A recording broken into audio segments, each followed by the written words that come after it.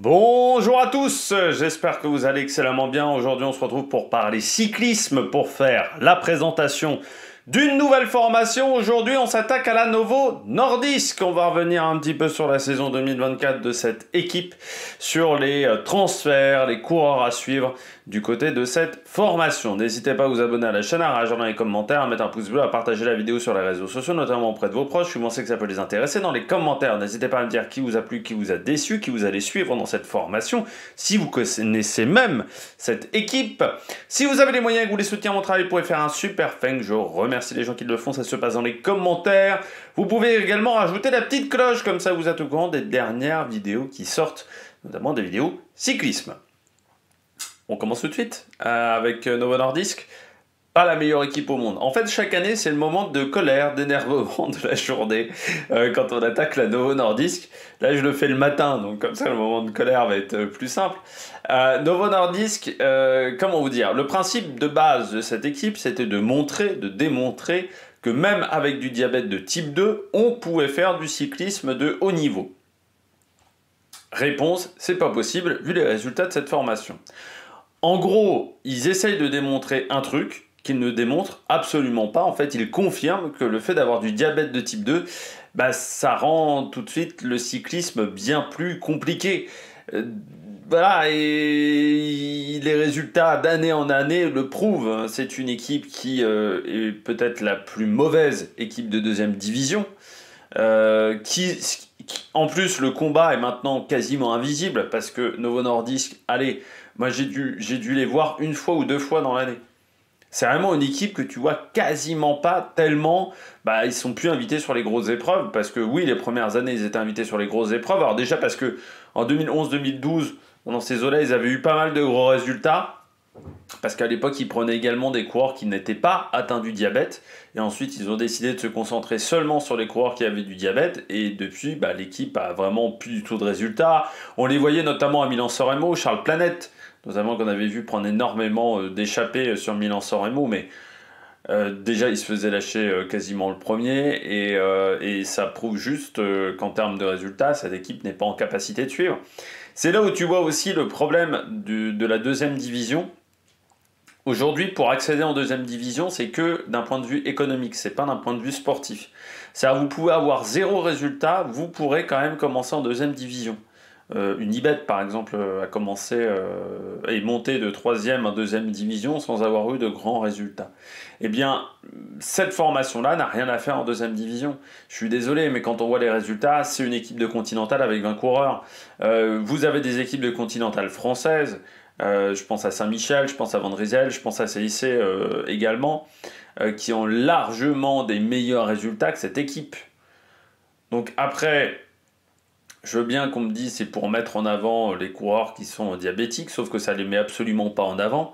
En fait, ils sont complètement invisibles. Cette équipe, on la voit aussi quelquefois en Coupe de France, mais même en Coupe de France, elle a du mal à exister. Heureusement qu'il y a eu Kopecky cette année, le Tchèque, et c'est difficile du côté de cette formation parce que c'est trop léger en termes de résultats. C'est trop léger. Et pour moi, cette équipe n'a rien à faire en Conti Pro, en Pro Series. Elle devrait être en Continental aujourd'hui. C'est là où est sa place et pas du tout en deuxième division. On regarde tout de suite les résultats. Retour sur 2024, ça va aller assez vite. En gros, si vous retirez les résultats de Kopecky, ça retire quasiment les 15 meilleurs résultats de cette équipe. Donc c'est pas compliqué. C'est une équipe qui là, sur ce début de saison, va être sur le Tour de la Provence. Mais là, je regarde un peu son calendrier. Il y a il y a plus que des Pro Series au mieux. Et il y en a quand même pas beaucoup des Pro Series. C'est pas là où ils sont le plus présents. C'est une équipe qui a complètement disparu des grosses épreuves. Parce que vu la densité qu'on a désormais en deuxième division, on a mieux. On a tout simplement mieux. Donc on peut se contenter de prendre d'autres coureurs. C'est pas compliqué. Et d'autres équipes. Donc ça reste très faible en termes de résultats. Ouais, il y a eu quelques résultats grâce à Kopecky sur les manches de Coupe de France. y a eu également Bidl, qui a eu une troisième place sur une étape du Tour de Slovaquie. Et ensuite, c'est un peu de Andrea Perron, mais ça reste quand même très faible. De toute façon, c'est une équipe qui, en termes de points UCI, est très très loin. Je ne sais même pas si j'ai ce... Elle est 107e classement UCI en 2024. Si on prend en 2024, elle était combien la Novo Nordisk? La Novo Nordisk, où était-elle? Ça doit être encore le résultat. Non, c'était 107e en 2024. Ouais, c'était 107e en 2024. 107e, si je regarde toutes les équipes de deuxième division, je pense que c'est la... Oui, Ciproteam. C'est la dernière équipe. Voilà, largement. Elle a 3 fois moins de points, quasiment, que la Flanders. La Flanders qui a déjà 2 fois moins de points que la Coratec. Donc c'est vraiment le néant en termes de résultats. L'an dernier, c'est 254 points UCI. Voilà. Donc c'est le néant. Et tu peux pas être visible. Enfin voilà, et si elle est derrière plein d'équipes, plein d'équipes, par exemple si je prends les équipes françaises, on va faire ça. L'an dernier, la Conti Groupama à 500. En fait, c'est au niveau de Nice Métropole. Voilà, Nice Métropole, c'est 229 points et CIC, c'est 365 sur l'année. C'est 2 fois moins. Hein, non, c'est pas 2 fois moins. 5 fois moins, 6 fois moins que la Saint-Michel. Voilà. Donc il y a un moment, c'est la réalité. C'est le néant, voilà, en termes de résultats. Bon, on regarde les victoires. C'est simple, en 2024, il n'y en a pas eu. 0 victoire. En fait, la dernière victoire de cette formation remonte à 2022. C'était le GP Crange avec Andrea Perron, qui était une course 1.2, hein, je rappelle le plus bas niveau du cyclisme chez les professionnels. Et sinon, y a que dalle. La meilleure année reste 2012, avec 17 victoires, mais encore une fois en 2012, l'équipe n'était pas seulement composée de coureurs diabétiques. Et sinon, si on regarde sur les 10 dernières années, donc depuis la saison 2015, et encore on a de la chance, 4 victoires, voilà, en 10 ans. 4 victoires en 10 ans, quoi. Il y a un moment, il n'y a pas grand chose à dire à part que c'est pas top, quoi. Du côté des points Pro Cycling Stats sur les 100 meilleurs résultats de cette équipe, eh bien c'est 174 points. Donc là aussi, on voit la différence, par exemple, par rapport à une Flanders baloise. Alors c'est un peu mieux qu'en 2023 et 2022, mais ça reste pas exceptionnel du tout du côté de cette formation. Alors, je sais pas si vous avez remarqué aussi chez Novo Nordisk, je viens de m'en apercevoir, hein, même moi j'avais jamais vu ça. Dans l'équipe derrière, vous avez Sergueï Lagoutine, qui est parmi les coureurs qui aident cette formation. Et Sergueï Lagoutine, maintenant, il est américain, alors qu'avant, il était ouzbek. Voilà. Alors, Sergueï Lagoutine qu'on a vu chez Vacances Soleil, chez Katusha aussi, chez Lambo Credit aussi, chez Gazprom par exemple, parce qu'il avait fait partie de l'équipe Russe Vélo qui est devenue ensuite l'équipe Gazprom, parce qu'il y avait à la fois Katusha et à la fois Gazprom, c'était pas du tout les mêmes formations. Voilà, c'était 2 formations différentes, même s'il y avait des incointances, hein. Par exemple, Zakharine il est passé par Russe Vélo, puis ensuite il a été chez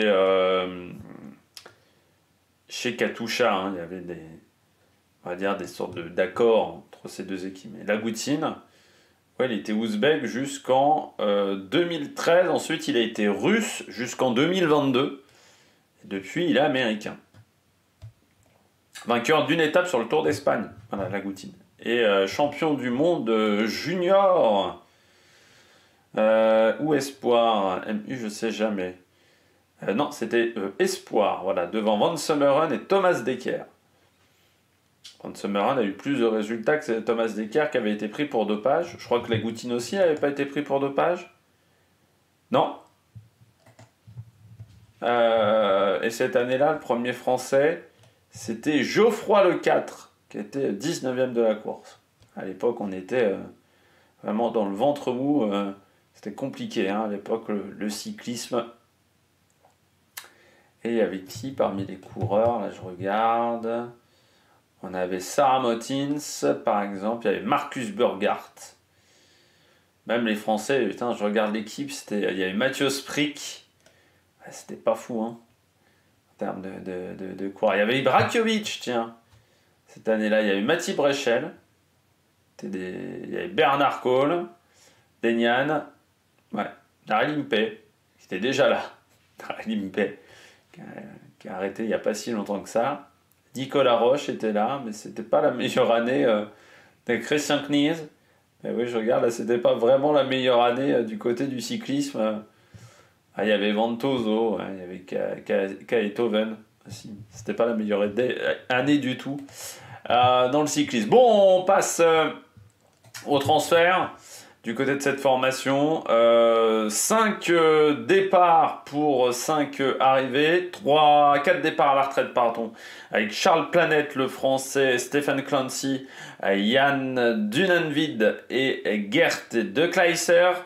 Et puis Peter Custor, lui, court toujours. Pourtant à 40 balais quasiment, Peter Custor, qui est dans une équipe continentale qui s'appelle Epronex Hungary Cycling Team. Où vous avez beaucoup de Hongrois, hein, devrait être du côté du Grand Prix Rhôde, par exemple, cette équipe-là. Donc elle va reprendre sa saison très tard, hein, seulement au mois de mars. Cette formation, elle sera sur le Tour de Hongrie, cette équipe. Le team Novo Nordisk, donc en 2025, c'est 20 coureurs. C'est une équipe qui n'est pas forcément extrêmement jeune, la team Novo Nordisk. Hein. Elle a 25 ans,8 de moyenne d'âge. Alors en World Tour, si elle était dans la division World Tour, ça serait l'équipe la plus jeune. Mais en deuxième division, elle est seulement 10e dans ce classement, à égalité avec notamment la Uno X. Mais la Polti est plus jeune, la Wagner est plus jeune en termes de moyenne d'âge. Donc que dire du côté de cet effectif? On perd Peter Custor qui a amené quand même encore de temps en temps des résultats. Mais on garde Kopechki qui est le coureur le plus talentueux de cette équipe. On garde Amish Biddle qui est le deuxième coureur le plus talentueux de cette équipe. Et puis on recrute dans l'équipe de développement, comme souvent, du côté de cette formation. Donc dans l'équipe de développement, parce que j'ai pas dû parler des coureurs dans cette équipe de développement. Oui, je suis passé tout de suite à la fin des transferts. Bailey McDonald, Célestin Vateleux, Amish Armit, Anton Müller et Jacopo Coladon, 2 coureurs français même, qui étaient dans l'équipe de développement, qui rentrent dans cette formation. Pas grand chose d'autre à dire, à part que ça reste toujours très faible. Le coureur le plus vieux, c'est désormais Andrea Perron, qui est légèrement plus vieux que David Lozano. Les deux ont plus de 36 ans. 4 coureurs ont 30 ans ou plus. Et à l'inverse, on a quand même la moitié de l'effectif qui a moins de 25 ans quasiment. Avec notamment des coureurs qui ont moins de 23, comme Armit, Kopechki, Colado, McDonald, Vateleux et Peracchione, l'Italien qui a seulement 20 ans et qui vient de fêter même son anniversaire.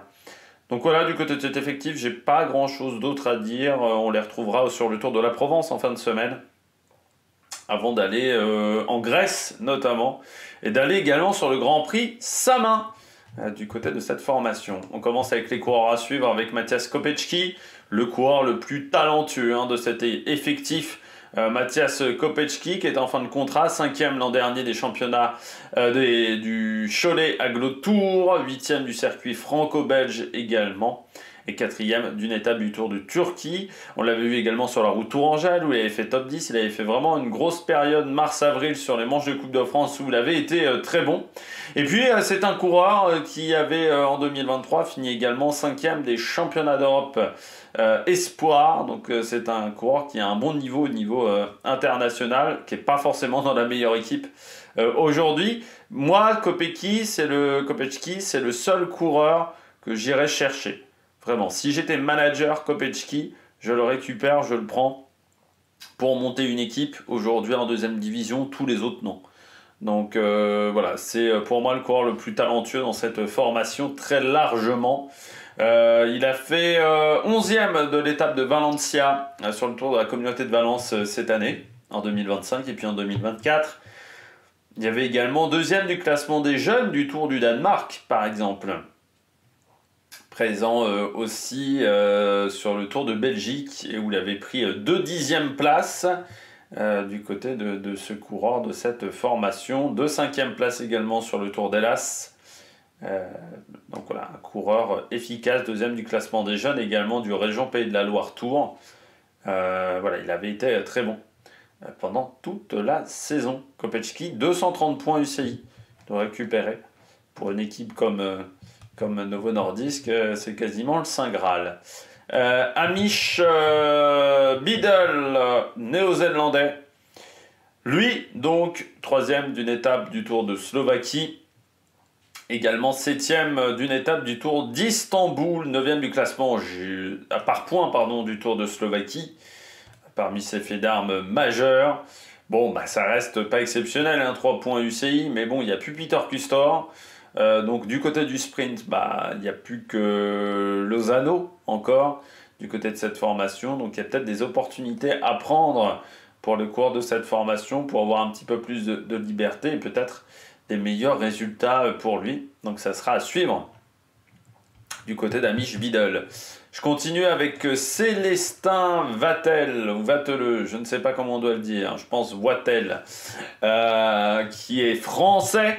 Eh bien lui, l'an dernier, il était dans l'équipe de développement, 2 ans de contrat désormais avec cette équipe Novo Nordisk numéro 1. Il a fait 4e du classement général de In the Footstep of the Romance, qui est une course importante en Bulgarie, également 4e d'une étape du Tour du Bulgarie, dans les différentes courses auxquelles il a participé. 11e de la Visegrad 4x Cycle Race Grand Prix Pologne, dans les différents résultats. Et puis il a été également sur le Tour de Gila, où il avait pris la 22e place du classement des jeunes, 9e d'une course en Grèce également, et 28e du circuit de l'Essor, du côté des courses amateurs françaises. Oui, on perd Charles Planète, c'est une équipe qui aime bien les Français. Donc on va voir ce que ça va donner pour ce coureur, et puis pourquoi pas aller ensuite dans une plus grosse formation s'il y a des bons résultats du côté de Célestin Vattel. Mais on va le suivre, on va voir ce qu'il est en capacité de faire, ce coureur qui est passé dans la formation amateur Villeneuve Cyclisme, voilà, en 2020 et 2021, où il y avait notamment Darren Rafferty, voilà, dans cette équipe en 2021. Darren Rafferty, bon petit talent, tout simplement. Équipe qui n'existe plus selon ProCycling-Stats. De toute façon, sur la dernière, ou soit c'est ProCycling-Stats qui ne la connaît pas. Parce que voilà, on voit, il n'y a pas vraiment de résultats du côté de cette formation. Bon. On regarde tout de suite le dernier coureur. C'est Andrea Perron. Andrea Perron, il fait partie des meubles de cette formation. Il est là depuis 2013. Donc, quand l'équipe a décidé de se reconcentrer sur les coureurs diabétiques. Mais en Italie, il n'a fait que sa carrière dans cette formation. Plus de 10 ans de carrière déjà. Vainqueur, donc c'est le dernier vainqueur de cette équipe avec le GP Cranch. Les derniers résultats de cette formation, alors, il a été au Grand Prix de Montréal de Québec avec cette formation World Tour. Et puis on l'a vu sur le circuit de Wallonie, 18e et 6e de la dernière étape du Tour de Taïwan. Voilà, dans ses résultats majeurs. 9e également d'une étape du Tour de Turquie. Bon, vous voyez, c'est pas exceptionnel, mais comme dans cette équipe, on n'a tellement pas de résultats que ça fait quasiment partie des coureurs les plus talentueux de cette formation. On passe tout de suite au maillot du côté de cette équipe. Le maillot qui change légèrement d'une année sur l'autre, mais avec toujours le vert comme couleur. Voilà, on passe du noir au vert, voilà, du côté de cette formation. Donc des changements mais minimes hein, du côté de cette équipe pour le maillot 2025. Bon, vous aviez bien compris, j'avais pas grand chose à dire du côté de cette formation. Donc on va pas allonger la vidéo plus que de raison. Donc n'hésitez pas à vous abonner, à réagir dans les commentaires, à mettre un pouce bleu. Puis nous on se retrouve pour de nouvelles équipes où là il y aura beaucoup plus de choses à dire. Et ciao ciao sur l'Amérique Production.